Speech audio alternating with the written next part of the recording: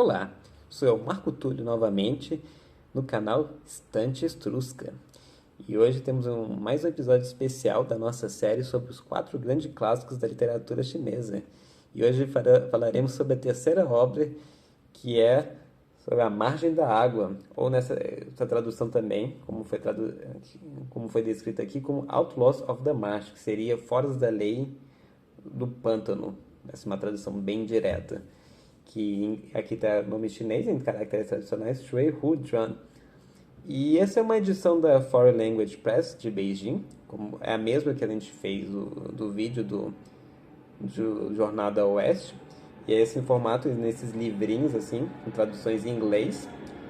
Se não me engano, são as primeiras, assim, pego os tradutores, assim, os primeiros tradutores em inglês, da língua inglesa, nesse caso do Sidney Shapiro, que tem uma história muito interessante, que ele é americano, em Nova York, mas se dedicou a vida toda ao estudo da língua e da cultura chinesa. Ele chegou a se naturalizar chinês.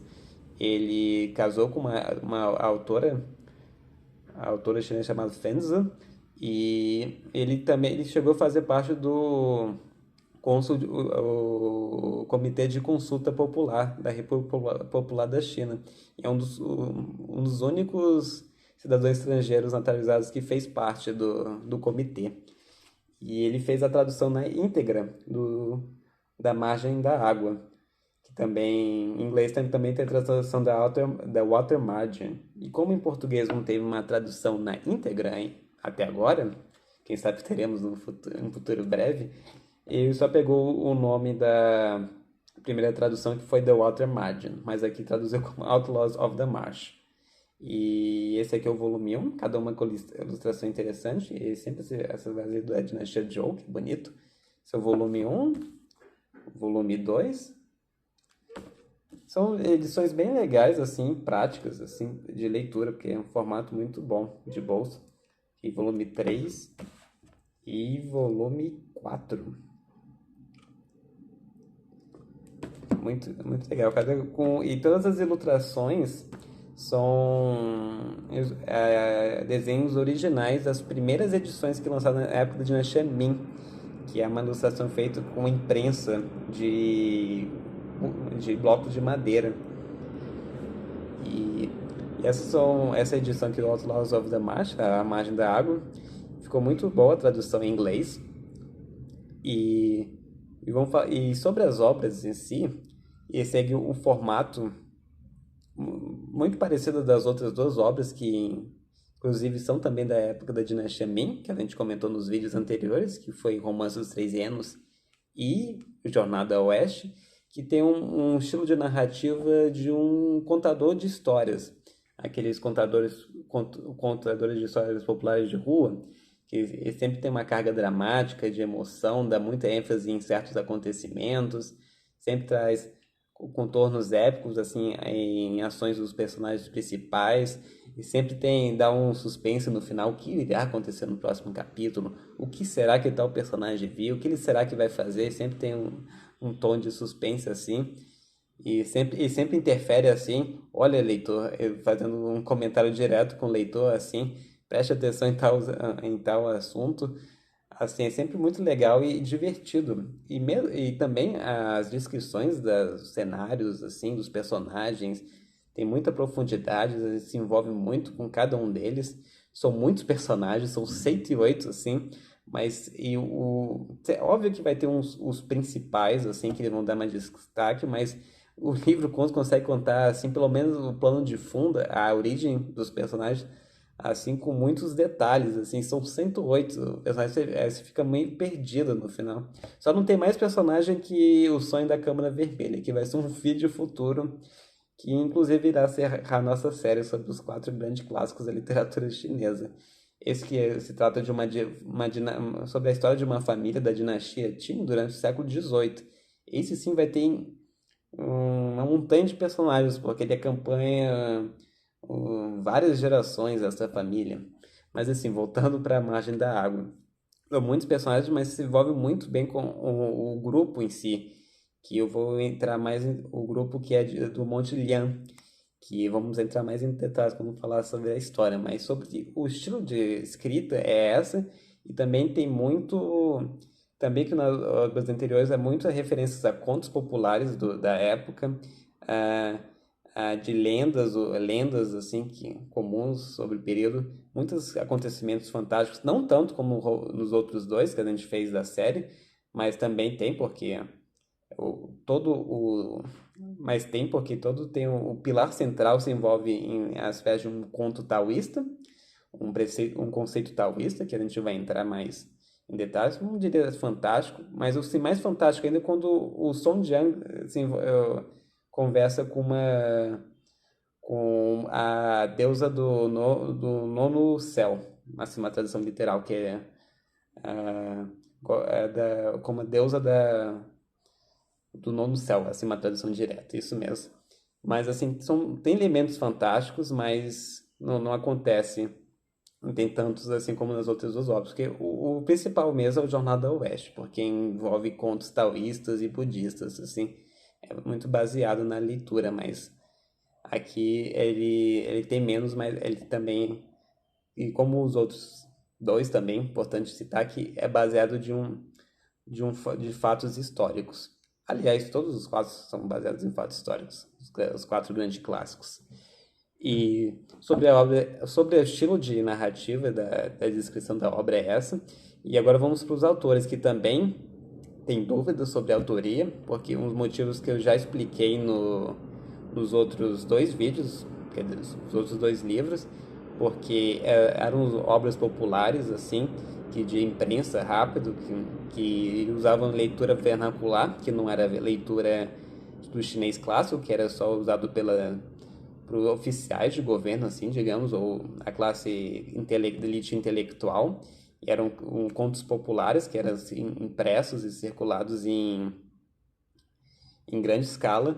E muitos desses autores usavam pseudônimos, por exemplo, e é muito difícil depois traçar quem foi o autor original de cada obra. Então tem muita dificuldade, só pelo menos nessas obras da dinastia Ming, dificuldade de traçar quem foi o autor de cada obra. Tanto que vocês verem aqui, ele cita como dois autores, o Luo Guanzhong, que também é considerado o autor do Romance Três Reinos, mas nesse aqui ele é considerado junto com o Shui Naishan. A decisão dos acadêmicos sobre e citar os dois como os autores, porque uma parte das descrições da obra tem muitas coisas envolvendo sobre o período que ele viveu, mas algumas citações de longe, assim, como nas outras duas obras, havia comentado que os autores, os autores dessas obras sempre usavam alguma referência à época que eles estavam vivendo, mesmo que distante, ou alguma coisa assim referente a ela, mas não diretamente. E certos comentários aqui aconteceu na época do Shui Naishan, mas e certas coisas assim não aconteceram na época dele. Aí era mais no período do Luo Guanzhong, que também é considerado um dos autores, porque também teve várias edições dessa obra com o nome dele. Então, por conta dessa questão temporal, hoje em dia oficialmente se lançam ele como os dois autores da Margem da Água. E agora sobre os autores, a gente já falou, e agora sobre o contexto histórico, que é sobre a dinastia Song do Norte, que teve a dinastia Song do Sul, a dinastia sobre a divisão, a dinastia Song do Norte começou do século IX e foi até o século XIII depois de Cristo. E ela terminou por conta uma das primeiras invasões dos Jurchen, também conhecido como os Manchu. Eles tomaram a dinastia Song do Norte e ela se transferiu para o Sul, que virou a dinastia Song do Sul, que durou poucos anos. Foi só no século XIV, no finalzinho do século XIII, que quando foram conquistados pelos mongóis e formou a dinastia Yuan, que unificou todo aquele pedaço da China e mais as outras conquistas dos mongóis. Mas esse é um assunto para outro momento, sobre a dinastia Yuan. Mas no caso da dinastia Song, ele se passa grande parte da obra se passa nos anos finais, assim, no século XII. finalzinho do século XII. E, e só um parênteses, assim, que é o prefácio. O primeiro capítulo é a única exceção, porque ele fala no comecinho, quando Davi, que antecedeu todos os eventos da obra, assim, digamos, que é o primeiro capítulo, que se passa nos primeiros anos da dinastia, que retrata um episódio do Marechal Hong, que foi visitar um templo taoísta taoísta, e porque ele teve mensagens do imperador para trazer esse monge taoísta para resolver assuntos na capital, mas ele ficou curioso no meio desse processo por uma sala que estava escrito as 108 estrelas do destino. Ali que ficou curioso, e deu ordens imperiais para os monges taoístas abrirem o compartimento. Aí ele liberou essas 108 estrelas do destino. Todo mundo pensou que ia acontecer alguma calamidade, mas nada aconteceu. E aí ficou por isso mesmo. Aí o Macho Rongo conseguiu, enfim, levar o monge taoísta. Aí a história seguiu assim por vários anos até chegar no final da dinastia Song do norte, quando se vai, aí vai começar a falar sobre cada um dos personagens assim. E no começo assim ele fala de personagens assim que no começo eles focam em personagens que só vão ter mais vão aparecer no grupo assim com mais intensidade só lá na metade final do livro assim. Aí fica, quando acontece assim, fica meio perdido, ué, mas ele estava no começo, mas ele volta no final. Acontece muito disso ao longo da obra. Mas eu vou focar aqui nos principais assim, que inclusive ele demora um pouquinho para aparecer, mas no final eles têm um peso maior nas decisões, porque porque essa obra vai se tratar, porque essas 108 estrelas de destino acabaram sendo encarnados nos 108 membros do grupo do bando do Monte Lian, que no ponto onde eles viviam, Monte Lian era uma região, monte que era envolto por uma região pantanosa. Eles se abrigaram lá, e esses 108, a maioria eram oficiais da dinastia, do império, que acabaram por problemas internos com dirigentes que não gostavam deles e faziam golpes de corte contra eles ou denunciavam injustamente. E todos esses 108 eram pessoas bastante honrosas, cheias de virtudes, principalmente o líder dele, na maior parte do livro, que é o Song Jian. Vamos entrar mais em detalhes nele.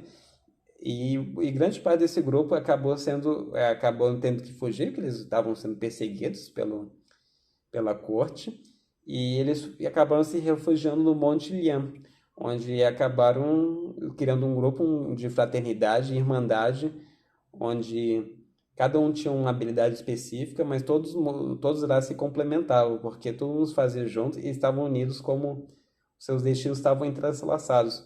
Aí que vai a correlação direta ao 108 estrelas dos destinos, que é um conceito talvez, como eu vi no prefácio, elas estavam sendo prisioneiras naquele templo, e que sempre está uma relação direta com o destino, e sempre a junção dele é uma junção temporal deles no cosmos, assim, digamos assim, resumindo assim, sobre a interação dessas 108 estrelas destinos e esses digamos, os 108 heróis do Monte Lian.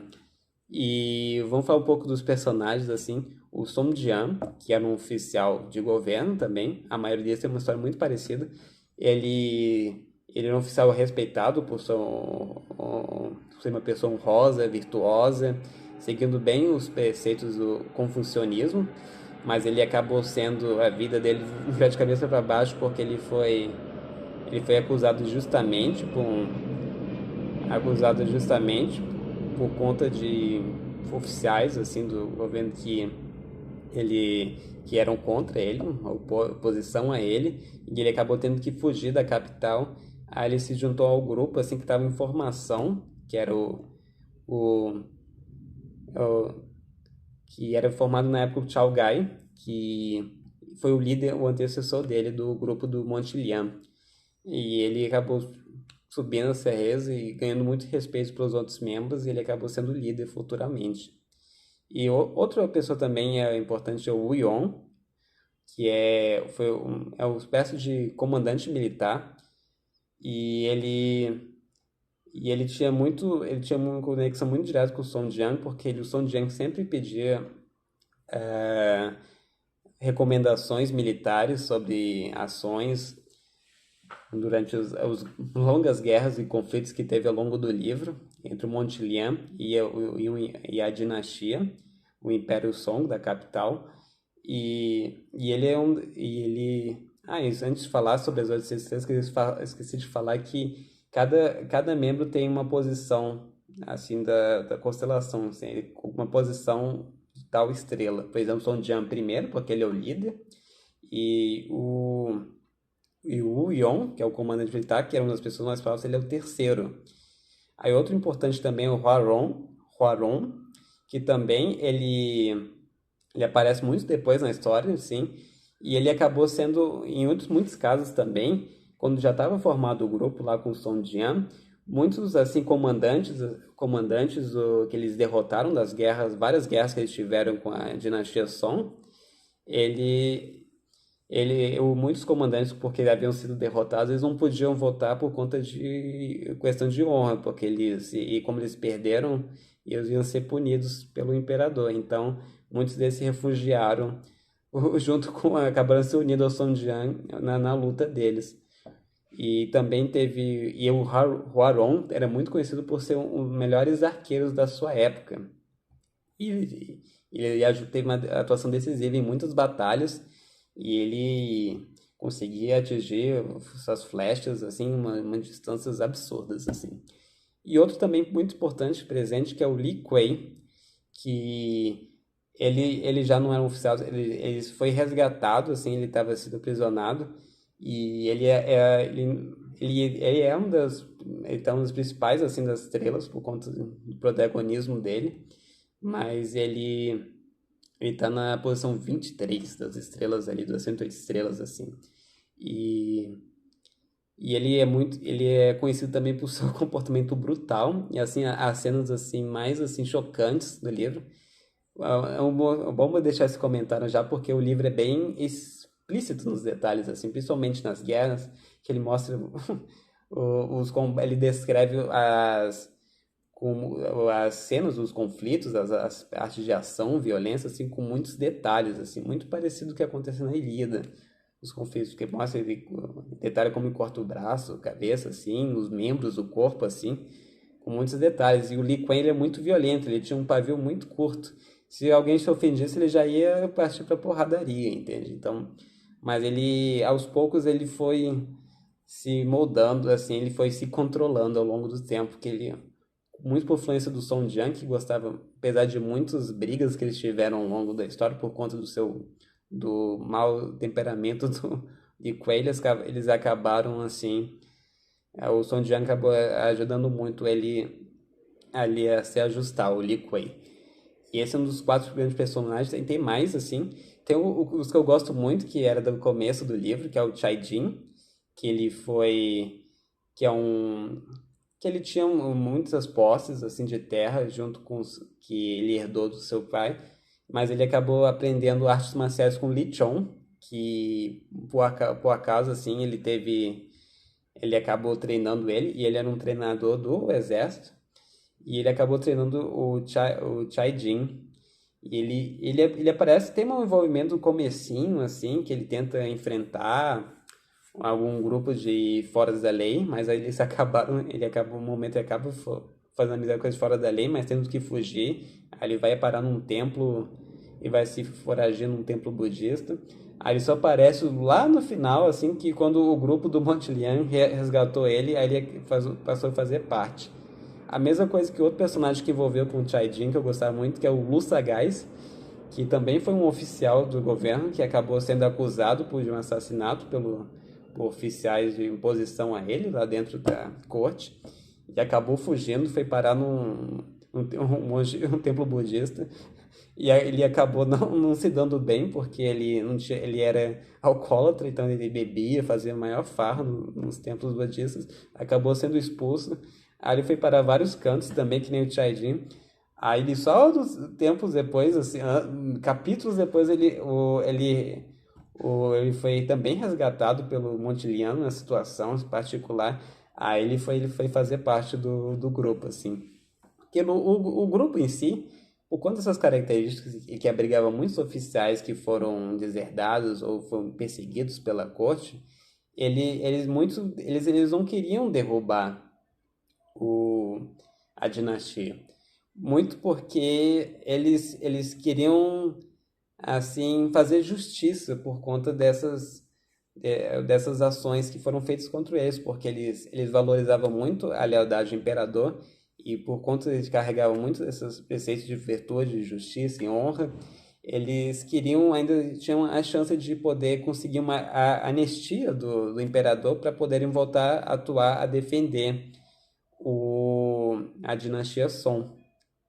E, e esse é um dos temas centrais. Muitos, apesar de ter oposição dentro do grupo de Liang, principalmente do Li Kuei, que como o Song Jian tinha é uma espécie de herdeira por conta do nome dele, né? Ele tinha uma espécie de antecedência aos fundadores do dinastia Song.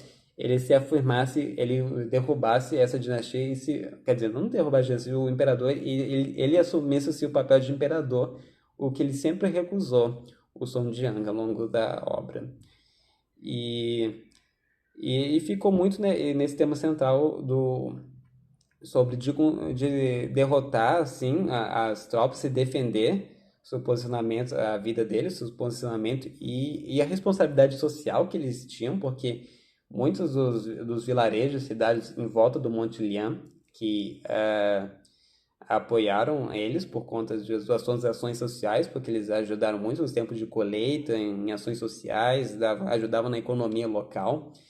E tinha muita responsabilidade, e quando o exército atacava, eles defendiam eles, o Monte Lian e o seu arredor, e também acabava brigando muitos comandantes que eram derrotados e começaram a fazer parte do grupo do Monte Lian. E foi isso até chegar um momento que eles conseguiram a anistia e eles passaram a ser usados pelo Império para fazer resolver suas pendências, assim. Uma delas foi um dos episódios famosos, quando foi enfrentar os tártaros Liao, que estavam ameaçando nas fronteiras, e, e também depois enfrentar outro grupo rebelde de camponeses, que é o Fanla. Que aí não vou entrar mais em detalhes, senão vai estragar a graça do livro, mas o que é importante também mostrar sobre os temas principais do livro, que é sobre a irmandade e a união, e sobre a ação conjunta, assim, entre os personagens. Não tem muitas individualidades, apesar de serem fortes, sempre eles atuam em complementariedade, que são os mais interessantes. Inclusive nas outras obras também, no Romance Três Reinos, principalmente Jornada ao Oeste ali, por conta da oposição entre o Wukong e o Zhubai, sempre eles sempre trabalhando juntos, eles conseguem encontrar soluções. E também é muito característico muito presente aqui na Margem da Água, que tem um final assim triste e emocionante assim ao mesmo tempo, assim, quando você chega assim 100 capítulos, você vê aquele final assim, nossa, você vê assim uma linha do tempo passando diante dos seus olhos, assim, é muito marcante assim. Foi uma grande leitura, assim. É uma das leituras favoritas. Aliás, eu adorei os três até agora quando eu li. Eu mal posso esperar para ler A Câmara Vermelha, assim. Estou muito animado. Só a questão é achar tempo para poder ler, porque são obras muito longas, assim, e tem que ser ler com muito minúcia e detalhes. Principalmente A Câmara Vermelha, que tem uma pegada mais diferente, assim.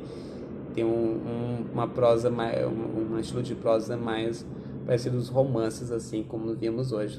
Ela tem muito mais, assim, minúcias, pelo que eu vi, assim, de artigos de estudiosos sobre o sonho das câmaras vermelhas. E esse, assim, sobre o livro em si, pode estar faltando alguma coisa, mas se vocês tiverem, deixe nos comentários, assim, eu agradecer bastante. Levou muito tempo para fazer esse vídeo, e agradeço vocês tenham acompanhado e gostado muito com curtidas, visualizações, comentários, assim, eu fico muito feliz. Vocês estejam gostando do trabalho que está sendo fazer essa série dos quatro grandes clássicos e muito importante trazer ao público aqui, principalmente do YouTube brasileiro, que tem muito pouco comentário sobre essas obras fantásticas. É uma pena, mas espero que com o tempo elas possam ter mais atração e também traduções em português.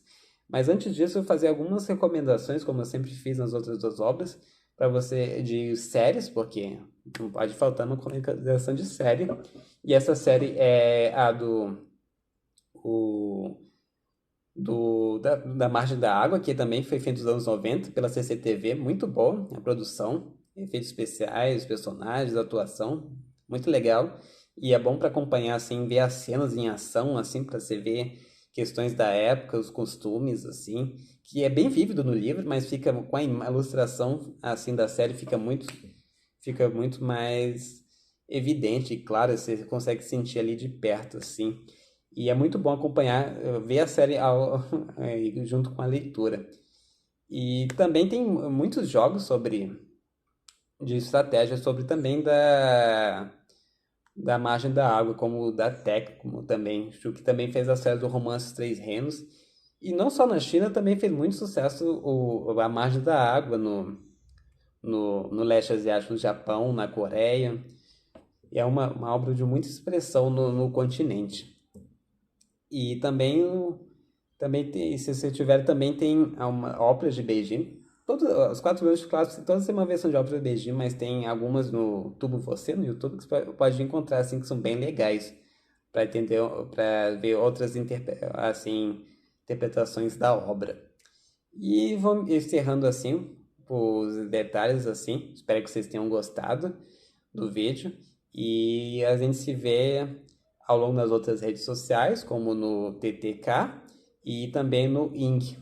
Também estamos trabalhando muito ativamente em atividades culturais na página do canal, no ING. E também fazendo comentários de livros, assim, tentando me dividir entre os vídeos mais longos aqui no YouTube e também assim como mais coisas escritas e descrição de eventos culturais no ING. E no TTK falamos também muitos fatos históricos do dia, que aconteceram no dia quando foi escrito. Tento manter uma regularidade, mas eu tento fazer o máximo que eu puder com o tempo livre que eu tenho. Mas é isso, espero que vocês tenham gostado. Muito feliz por fazer mais um episódio aqui dos quatro grandes clássicos e vemos o episódio final daqui a alguns meses, eu espero, do Sonho da Câmara Vermelha. E é isso, muito obrigado e até a próxima.